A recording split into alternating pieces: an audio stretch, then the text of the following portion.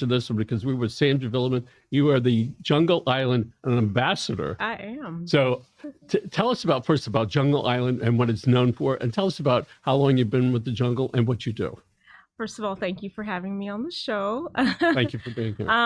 So I am the ambassador or spokesperson for Jungle Island. Jungle Island is an adventure park. We are located on 1111 Parrot Jungle Trail. A lot of people say they drive by it, miss it, or don't know what it is. We're right across the Children's Museum. And we've been there for over 25 years. And our number one showcase in the park are the lush trees and pathways, all of our plants, and all of the animals that we have in and surrounding the area. So Parrot Jungle years ago was the predecessor to that. The former is Parrot Jungle. That's correct. And over there, and so first of all, tell us about some of the animals that are there and why people keep going to watch the animals and, of course, the other things. We have a lot of rare animals, rare species right now, particularly the lemur. That happens to be one of our top animals that are visited there. We also offer an animal encounter to have an up-close experience with them. We have capybara, which are very popular right now. Our beautiful flamingo, North American flamingo. Our giant Aldabra tortoises are like the OG of the park. They've been around for a long time. They're each over 100 years old. Isn't that amazing? Yes. And our sloths, too, are just wonderful. And we have... They don't run away from you. No. But I like to debunk the myth. They're not that slow. Okay. So the camera guys just slow it down. Yeah. When we watch those animals, it's like they're ever so slowly, but it's not always like that. And they're fascinating, a very peaceful animal and just very fascinating. And so you have some events that are coming up. We do. Jungle Island. So we have a lot going on. This is our peak season. We have Luminosa 2025. It's our signature event of the year. It's our third year on this installation, and it is a beautiful event full of glowing lanterns, silk lanterns that are that light up at night. So this is a separate evening event at 7 o'clock. It's running now through March 7. And it showcases this illuminated voyage, if you will, takes you through the park. It starts with the Amazon rainforest into the African savanna, and then ancient Egypt, and finally the Frozen Kingdom. So, Sandra, tell us about how many lights and how many scenes that go on during this adventure. Probably over 40 different scenes. It takes quite a bit of lighting. These are life-size lanterns. Those are each lit up throughout the entire park. And then we have about 60,000 LED lights in and throughout the park as well. It's an amazing process. Yes. Have you seen the team that put that together? Are you there in like in amazement going, how do you guys and ladies do this? Yeah, and this is a huge undertaking that takes a crew of maybe 100 to 200 people. And it takes about a year for all of this to come together. It starts off-site with sketching, the design, coming up with the ideas of what it is that we would like to do as a theme. And then from there, the sketching turns into putting all the materials together. These are silk lanterns that are made of steel bases underneath. So it takes a crew to weld all of that together in the first place and put it up on site right before the initial opening. And you have some other things. I don't want to say jingle bells because I know it's not jingle, but tell us about this. It's called Jungle Bell Cirque. Oh, okay. That's going to start December 20th. It's going to run through January 4. And this is our fun daytime show. By the way, these shows are included in the park admission. This is a 60-minute live performance that includes high energy acrobatics. It's got some comedy in it, some theatrical themes as well, and a story to it as well. Santa Claus is going to be involved in it. Santa Claus is going to be involved. Him and his crew are going to crash into the island, and the adventure starts there. And so that's going to be from the 20th, so you're on for almost 2 weeks. Yeah, right? It's going to be up on December 20th to January 4. And it has a little bit of storytelling. It's got a messaging for our families and children out there regarding friendship, getting along with each other, helping one another. So it's a very feel-good show. And Sandra, what time during the day does the show start? It's probably going to be right around noon time. Okay. Yeah. So what a great time when the kids are off, all right? Yeah. And the grandparents are wondering what to do. Yeah. Go head on over to the bay, right? And so if people haven't seen Jungle Island, so as you're going north and you take the causeway over to Miami Beach, it's on the left side, right? As you're going that way. From Miami Beach, it's going to be on the right, and from downtown, it's going to be. Yes. Yeah. And so there's a place where they can turn around if you're going. There is. You can on make the causeway. You can make a U-turn. You can make a U-turn. First light, right and it's really an extraordinary area when you're there, and you can see all the ships that are over there, and you see the skyline of downtown Miami. Extraordinary. Yes. So before we get on to the other things, let's talk about the animals that are there. What side of still have birds over there? We still have birds. A good majority are still the parrots. People are fascinated to know we have parrots along the trail. So once you're in the park, you're going to be walking through shaded pathways and trails. And we have the animals installed in and throughout all of the different pathways in the park. Somebody told me recently that some of the birds that are there are some of the original birds, or not the original, but they were born somewhere else and they've been there for many, many years. Yeah, birds are, particularly parrots, can live up to 80 years or so. They can outlive their owners even. So we do have some birds that are middle-aged and above that, yeah. And nowadays, do some of those birds have offspring? Any of the breeding over there now? There has been some reproducing that has happened, yeah. And you have some pretty exotic birds. We do have some pretty exotic birds. Our classic blue and gold macaw is everybody's favorite that you can see in our aviary. We actually feature an aviary called Manu. It's a walkthrough experience where the birds are free flying inside of it.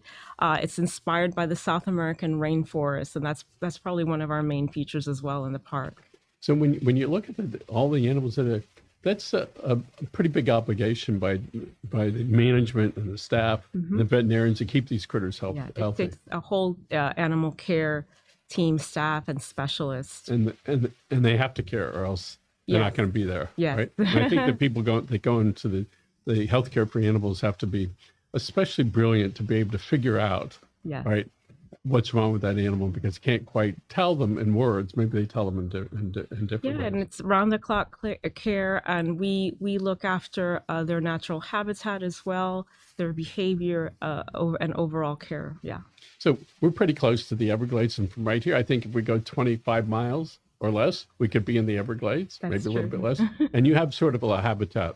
We do. We have a representation of the Everglades that focuses on Florida wildlife. It also allows guests to understand what the Everglades is, its purpose, and its environment in the region, and its conservation as well. Yeah. So we know there's a crisis going on in the Everglades with the pythons and the critters that they eat, right? When people that care aren't quite sure ultimately what's going to happen, except for the biologists are having a tough time counting the two-legged friends that used to be there and the four-legged friends that aren't there anymore. And certainly when you go out and you can see the Everglades for the first time, really, other than just driving by, you say, oh, this is different. Yeah.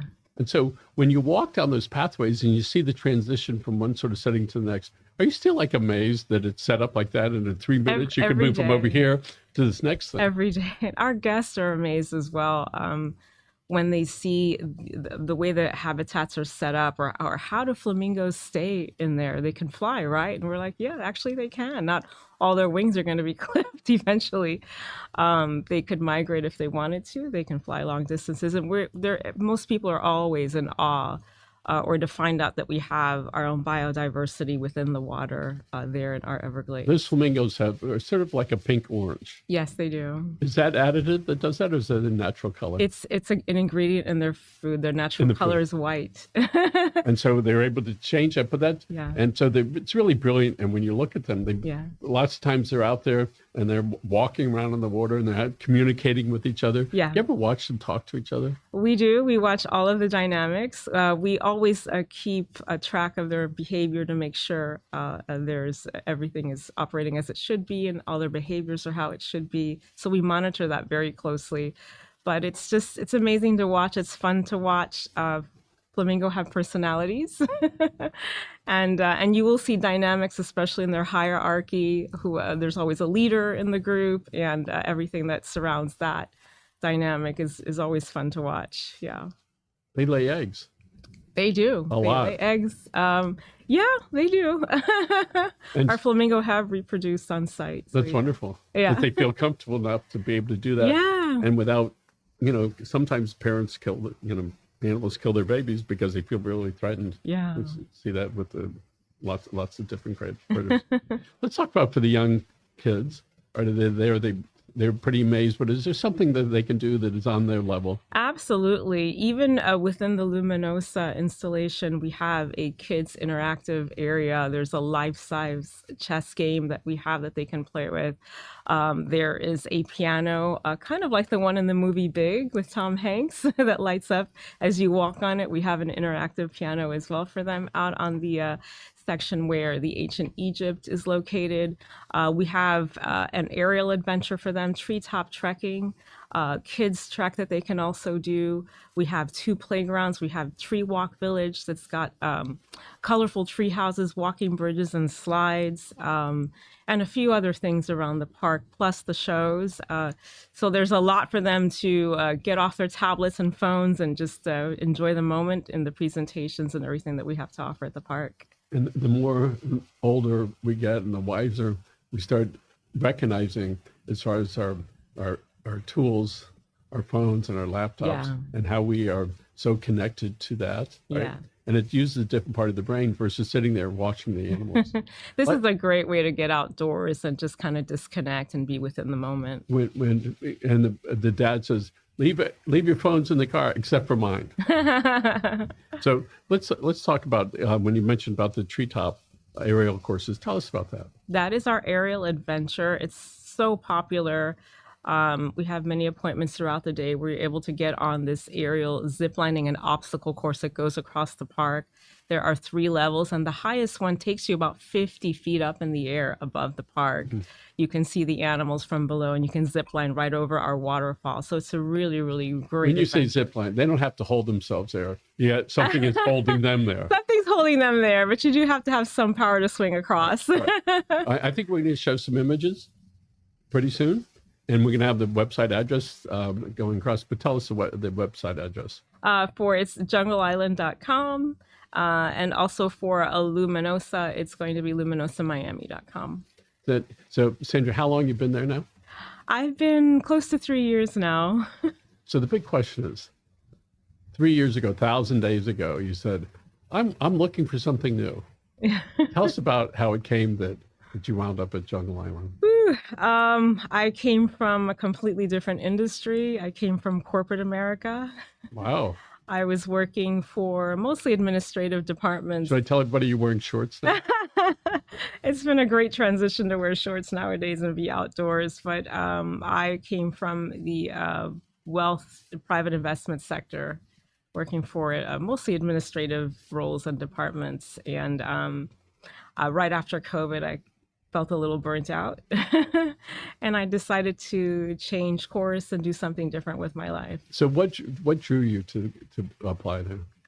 I have been riding horses for some time. That's my animal background. I do English equestrian seasonally. And I thought, in my downtime now, I'm going to take a little break. Maybe I should just do some volunteer work at a stable. And I came across the ad for this job. Although I came in through their guest relations department, soon thereafter, I was able to acquire a position in their animal care department, which I got so lucky to do. And I haven't looked back since. You look very happy and satisfied. Yeah. I mean, animals are my passion. So you could say I'm in the right place. You are. So let's talk about when you were really young, other than horses. Tell us about your experience with animals. Wow. We had bunny rabbits over time, my family. We did have a dog, a couple of cats. So just the typical domestic animals. But one thing that we did do was go outdoors a lot. We went to the beach a lot. Parks were a big thing, barbecues at the park. So you could say that, yeah, I was used to being outdoors and, one with nature. That's tremendous. Yeah. So when people go there with their kids, typically how long do they stay there? 2 to 3 hours is a good amount of time. Yeah. And there's parking right there. Most of it's covered. Parking right there. Right? It's covered parking. Yeah. It's covered so in case it snows, they won't have to worry about it. In case it snows on the off occasion. So do you happen to know how many acres Jungle Island is? Not exactly the entire amount, but we are maybe using close to 2 miles of it right now on the property. How many? Close to 2 miles right now. No I believe kidding. we're using, yeah. That's tremendous. And it goes far beyond that. So you love the animals. You like to see them interact. Yes. And the animals, you watch out for them so you can protect them from each other. From each other, yeah. But sometimes obviously they get into a little hassle. So the flamingos can walk around. They right? can walk but around. They stay where they feel protected. They stay where they are, yeah. Yeah.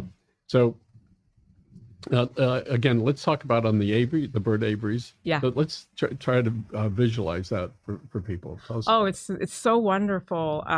You can see the aviary from above, and then we have the walk-in experience. Like I said, the birds are free flying. Our guests are able to experience these birds up close and personal. It reflects and it's inspired by the South American rainforest, which is where most of those birds are from. So we have the classic blue and gold macaw that I mentioned earlier. We have green-winged macaws. We have other Amazon parrots. More or less, how tall is that? More or less. It's pretty tall in there. I would say close to over 40 feet for sure. So it's a pretty big It's area. Pretty large. Yeah, it's a pretty large walk-through area. It has a pond inside, and we actually have some yellow and redfoot tortoises walking along the ground. So you can walk in and around them as well. And it's just a really, really nice up-close experience. And so you have small birds and big birds living in this pretty big space. Yeah. The small ones come over and talk to you?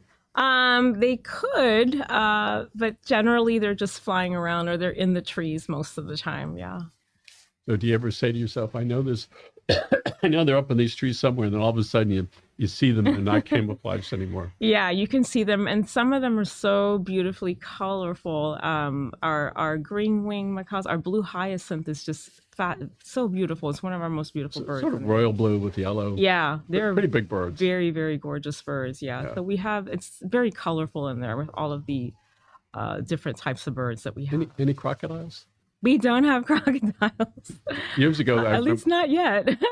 Years ago, I remember seeing, I think it was an albino one that was there. It was really extraordinary to see that you could have, you can have these critters and take good care of them, right? Yeah. And so everybody's happy as long as they had this big place to be able to do that. Yeah. So when you talk to your guests, what are some of the things that they say that they particularly like?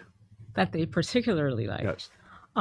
They like how lush and peaceful the setting is, and the waterfall area is a favorite for most people to stand and look at. We have koi fish all over that area as well, but and it's all the animals. They're the showstoppers of the whole thing. They're always fascinated with how many animals we have.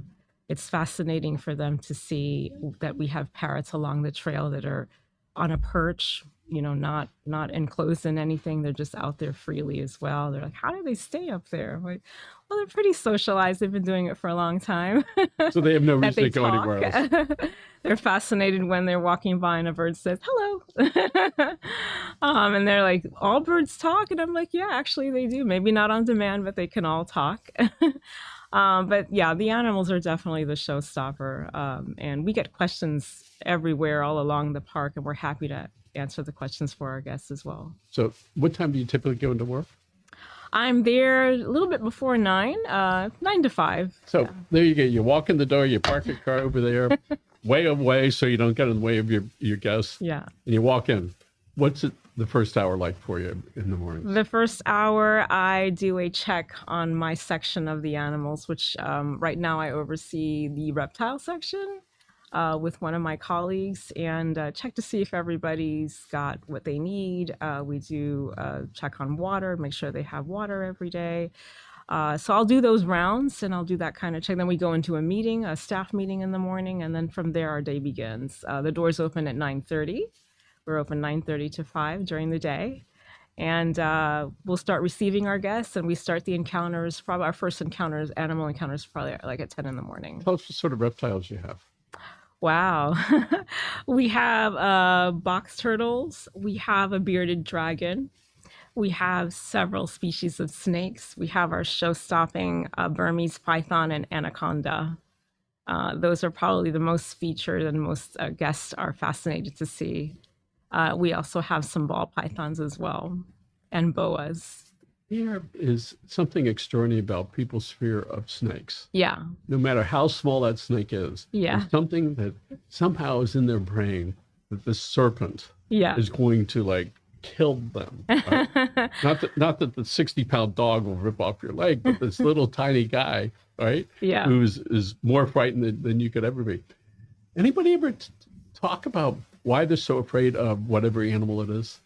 A lot of people don't like what they consider to be creepy crawlies, or that they think they're slimy.